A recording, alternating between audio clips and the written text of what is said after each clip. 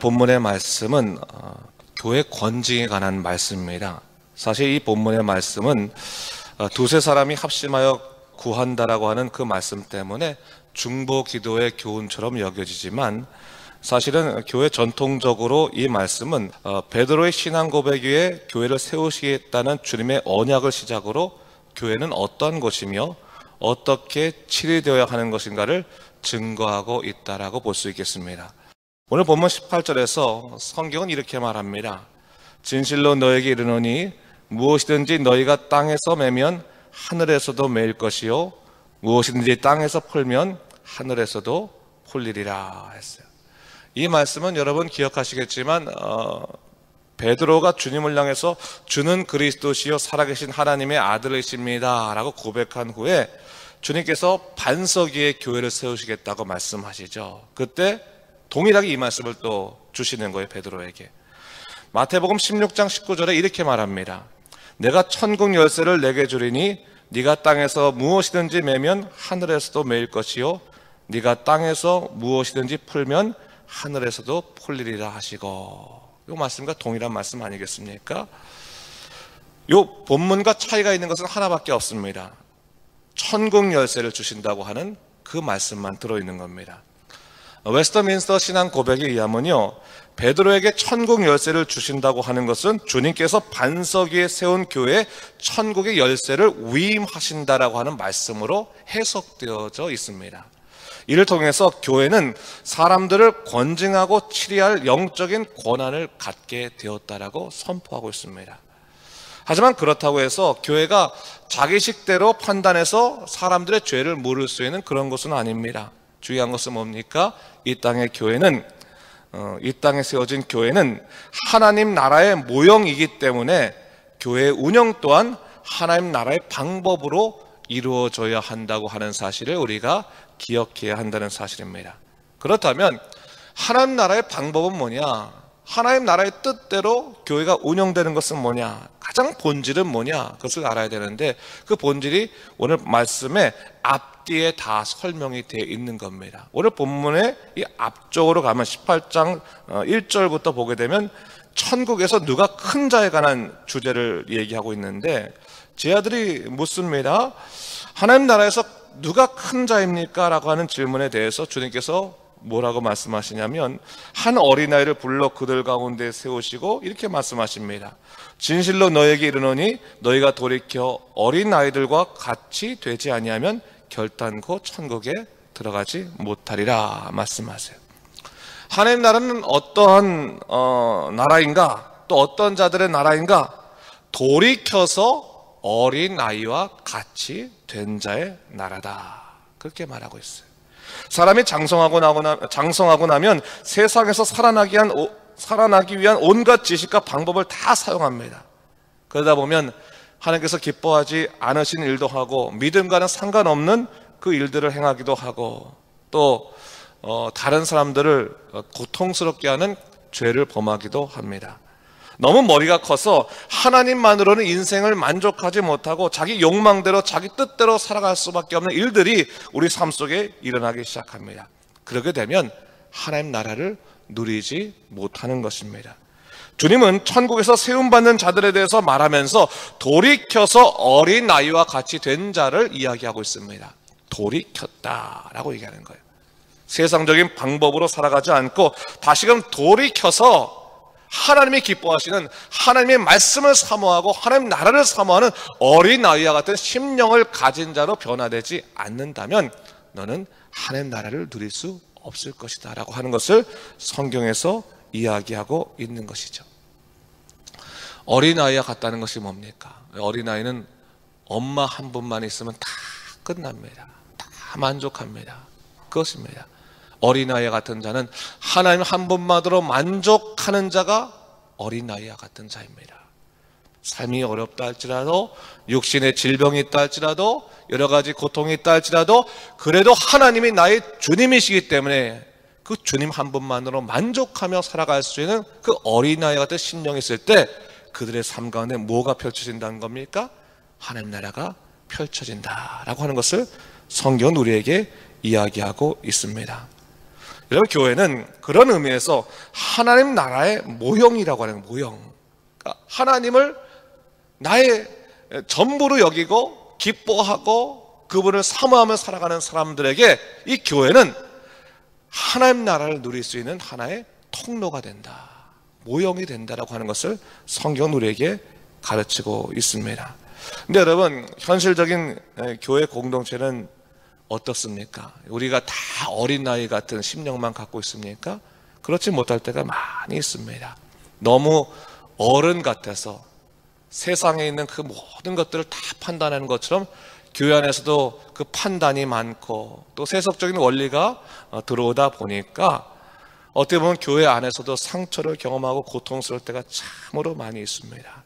여러분, 어른이 된다고 하는 것의 가장 큰 특징 중에 하나가 뭐냐면 내 것을 갖고 누려야지만 안심하는 삶을 사는 것이 이 어른 같은 삶입니다. 내가 뭔가를 내 소유로 여기는 거죠.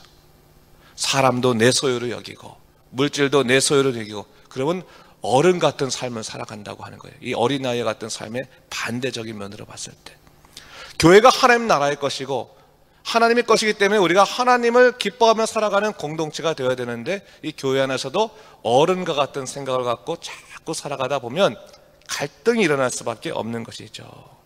그래서 교회는 피치 못하게 어떻게 보면 죄된 현실을 경험할 수 있는 그러한 고통을 맞이하게도 됩니다. 그런데 오늘 성경에서요, 참 하나님께서 우리에게 중요한 말씀을 하셨습니다. 무엇이든지 땅에서 매면 하늘에서도 매일 것이요 무엇이든지 땅에서 풀면 하늘에서도 풀리리라. 교회와 천국을 연결시켜 놔서 너희가 이 교회 안에서 기쁨을 누리고 또 행복감을 누리고 말씀의 은혜를 누리고 주님의 놀라우신 십자가의 복음의 역사를 누리게 되면 그 은혜 가운데서 너희가 하늘나라도 이 삶에서 누릴 뿐만 아니라 하늘나라에서도 너를 기뻐하는 놀라운 역사가 동시에 일어나게 될 것이다 라고 하는 것을 얘기하고 있는 거예요. 주님께서는요, 네가 여기서는 힘들게 아웅바둥 살다가 죽으면 천국 가면 천국에서는 기쁨이 있다라고 말씀하지 않으세요. 뭘 말씀하세요? 네가 오늘 하나님의 능력으로 말미암아 천국의 삶을 누리게 됐을 때 너는 이미 천국 사람이다 라고 하는 것을 얘기하고 있는 겁니다. 오늘 네가 어떻게 믿음으로 살 것인가를 잘 생각해라. 자, 교회는 그런 의미에서 천국의 열쇠를 위임받아서 하나님의 뜻대로 다스림을 받는 공동체인데, 그렇다면 이 교회가 천국의 모형대로 그대로 이어지기 위해서는, 그대로 다스려지기 위해서는 어떤 것이 필요할 것인가? 어린 나이 같은 심령으로 우리 모두가 하나님의 은혜를 누리기 위해서는 어떻게 되는 것인가? 그 19절 말씀에 이 말씀을 얘기하고 있습니다. 19절 말씀을 우리가 다 같이 읽어보도록 하겠습니다. 19절입니다. 진실로 다시 너에게 이르노니 너희 중에 두 사람이 땅에서 합심하여 무엇이든지 구하면 하늘에 계신 내 아버지께서 그들을 위하여 이루게 하시리라 말씀하셨어요. 주님께서 진실로 다시 너에게 이르노니, 너희 중에 두 사람이, 여기서 두 사람이라고 하는 것은 사실 법정 용어를 말하는 거죠. 두 사람이 있으면 뭡니까? 증인을 말하는 증인. 그러니까 증인의 개념을 얘기하는 겁니다. 그러니까 하나님의 교회가 바로 서도록 영적인 책임감을 갖고 사는 사람들, 그런 사람들이 땅에서 합심하여 기도하면 하늘에 계신 내 아버지께서 그들을 위해서 이루어 주실 것이다 라고 말씀하시는 거예요. 이런 교회는 하나님께서 우리에게 위임하신 공동체예요. 그래서 우리 스스로가 인식을 하고 책임감을 갖고 있어야 되는 거예요. 우리 교회를 위해서 내가 무엇을 할 수 있을 것인가? 영적 책임감을 가지고 기도하면 하나님께서 이 교회를 하늘의 뜻대로 이루어 주실 것이라고 하는 것을 오늘 본문에서 얘기하고 있는 겁니다. 교회를 다닐 때 그냥 몸만 왔다 갔다 하는 것이 아니라 이 교회가 하나님께서 내게 맡겨주신 영적인 공동체라고 하는 것을 인식하고 책임감을 갖고 함께 기도한다면 하늘에 계신 내 아버지께서 이 모든 것을 이루어 주실 것이라고 하는 것을 오늘 본문 속에서 얘기하고 있는 것이죠. 더불어서 20절에 뭐라고 말씀하십니까? 20절 말씀도 함께 읽도록 하겠습니다. 두세 사람이 내 이름으로 모인 곳에는 나도 그들과 함께 있느니라. 아멘. 교회가 천국의 모형이라는 것이 뭡니까? 하나님이 임재하시기 때문에 교회가 천국의 모형이 되는 거예요. 하나님이 계시기 때문에. 근데 하나님이 누구와 함께 계십니까? 두세 사람이, 이 두세 사람은 앞에 있는 두 사람과 연결되는 거죠. 교회가 하나님이 주신, 내게 주신 영적인 공동체라고 하는 것을 우리가 책임감 있게 받아들이고, 그 교회를 위해서 기도하고 사모하고 일하는 그 사람들, 그 사람이 예수님의 이름으로 모인 그곳에 주님께서는 뭡니까? 내가 너희와 함께 하겠다라고 말씀해 주시는 겁니다. 얼마나 큰 약속인지 몰라요. 그럼 교회라고 하는 공동체가, 교회가 꼭 필요합니까? 그냥 집에서 혼자 예배 드리면 안 됩니까? 그런 얘기 제가 가끔 종종 듣습니다. 근데 여러분, 교회는, 현실적인 교회는 사실 사람들의 연약함 때문에 여러 가지 이 고통도 있고 갈등이 있을지 모르지만, 그럼에도 불구하고 교회는 반드시 필요한 거예요. 왜? 교회는 하나님이 천국을 누리기 위해서 이 땅에 주신, 우리 계신 거룩한 공동체의 선물이기 때문에 그렇습니다. 근데 이 교회가 하나님의 뜻대로 잘 운영되기 위해서는 바로 영적인 책임감을 가지고 있는 사람들이 교회를 위해서 기도하고, 또한 주님을 위해서 주님의 은혜를 간구할 때 이 공동체가 이루어지고, 그 사람들이 예수의 이름을 가지고 모였을 때 하나님께서 우리와 함께 동행하시고 임재하시고 그 동거하신다고 하는 약속들이 이루어진다고 하는 사실을 성경이 우리에게 이야기하고 있는 겁니다. 그렇다면 여러분, 교회는 예수님이 머리 되신 공동체이지만 영적인 책임감 있는 사람들이 함께 모여서 기도하면서 이루어내는 공동체임을 우리가 잊지 말아야 되는 거예요.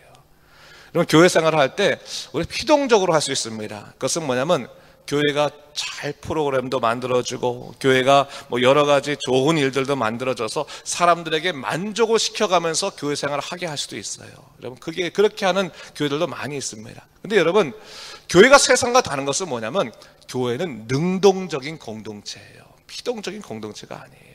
세상에 뭐 예를 들어서 학원이라든지 아니면 세상에 좋은 어떤 무슨 사람들에게 뭐 좋은 것을 가르치는 공동체라든지, 그런 데는 뭔가 잘 만들어 놓은 다음에 초청을 하는 거예요. 초청을 해서 와가지고 우리가 잘 만들었으니 즐기다 가십시오 라고 하는 것이 세상적인 공동체예요. 하지만 교회는 뭡니까? 예수 그리스도 안에서 두세 사람이 모여서 기도하면서 하나님의 뜻을 이루어가는 천국에 모형된 공동체가 교회라고 하는 것이에요. 완벽해서 모이는 것이 아니라, 이미 완벽한 건 누가 완벽한 겁니까? 예수 그리스도께서 완전하시고 온전하시고 완벽하신 것이고, 비록 이 땅의 교회는 우리 인간이 모임이기 때문에 불완전하지만, 우리가 예수 그리스도 이름으로 모임으로 말미암아 하나님의 공동체를 이루어가는 능동적인 영적 공동체라는 것을 우리 잊지 말아야 되는 거예요. 여러분이 혹시나 교회에 오셔서 이 교회에 이런 부족한 면이 보인다라고 하면 축복이에요. 축복. 뭡니까? 그것을 내가 채우라고 하는 게 보이게 하시는 거예요. 여러분, 안 보이면 못 채워요. 여러분 보세요. 교회 왔더니 저기 봉사를 해야 되는데 뭐가 부족한 거예요. 길거리를 다녀봤더니 밑에 뭐가 떨어져 있어. 저 왜 누가 안 줍지 저거?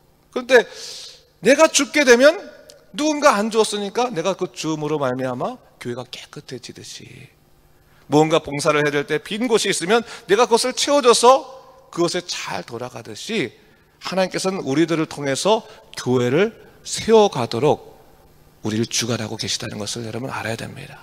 그래서 부족한 것이 보이는 것이 문제가 아니라 그걸 감사해야 되는 거예요.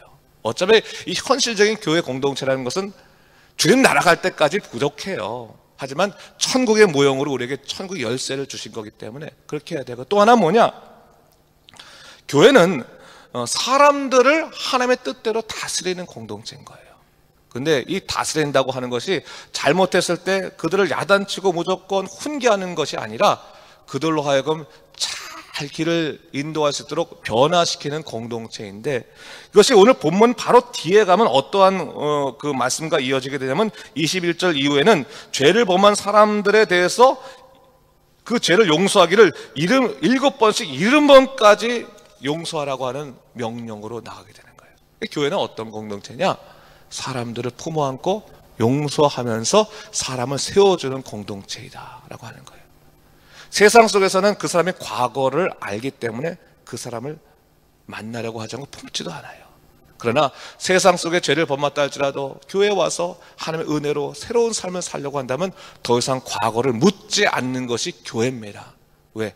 하나님께서 그 사람을 용서하길 7번씩 70번까지라도 용서라고 말씀하셨으니까 그 사람의 과거에 어떤 상처가 있든 어떠한 죄가 있든 그리스도 안에서 변화되어 새로운 삶을 살려고만 한다면 그를 품어주고 안아줘야 되는 공동체가 이 교회 공동체다라고 하는 것을 우리가 이해해야 되는 겁니다. 여러분, 우리가 주의 말씀으로 교회가 바로 서는 것 아니겠습니까? 저는 우리 새벽종설의 명성교회가 그런 교회가 되고 싶어요. 하나님께서 우리 자신을 이 교회에 보내심으로, 우리 한 사람 한 사람 보내심으로 하나님의 교회가 든든히 서가고 우리를 통해서 상처받은 사람들, 또 고통받는 사람들, 과거에 여러 가지 그 일들 때문에 얼굴을 들지 못하는 그런 사람들까지도 다시금 행복을 찾고 기쁨을 찾고 용기를 찾고 위로를 받아서 기쁨으로 연합하여서 하나님 나라를 누리는 공동체, 그런 공동체가 되는 것이 얼마나 큰 기쁨이겠습니까? 그런 공동체는 여러분들이 영적 책임을 갖고 두세 사람이 함께 모여서 기도하기 시작할 때 이루어지기 시작한다는 것을 오늘 말씀에서 얘기하고 있는 것입니다. 여러분, 하나님의 교회는 세워져 가는 것입니다. 이 천국의 모형으로서 주신 이 공동체를 여러분 한 명 한 명들이 세우는 일꾼으로 여러분 인식하고 일하시기 바랍니다. 그럼 여러분 삶 가운데 축복이 임합니다. 기쁨이 임합니다. 하나님 나라의 놀라운 역사가 임할 것입니다. 이 기쁨으로 하나 되는 믿음의 삶을 내시기를 주님의 이름으로 축원합니다. 기도하겠습니다. 주 하나님 아버지, 감사합니다. 오늘 우리의 삶 가운데 하나님께서 우리를 초청하여 주시고 믿음 가운데 우리를 부르신 것 감사합니다. 이 교회 공동체 하나님께서 우리에게 부르실 때 우리를 통해서 이 교회가 더욱더 든든히 서가고 이 교회가 천국의 모형으로서 모든 사람이 기쁨을 누릴 수 있는 공동체가 되게 하신 것을 우리가 깨닫습니다. 주 하나님 아버지, 우리가 하나님의 나라가 세워지는데 일꾼 되게 하여 주시옵소서. 우리를 위해서 하나님 나라가 세워지고 든든히 교회가 서가면서 여기 있는 모든 사람들이 하나님 나라의 큰 기쁨을 누릴 수 있도록 주여 이끄시고 돌보아 주시옵소서. 쓰임 많은 인생 되게 하시고 주의 거룩함을 드러내는 인생 될 수 있도록 인도하여 주시옵소서. 감사드리며 이 모든 말씀 우리 주 예수 그리스도 이름으로 간절히 기도드립니다. 아멘.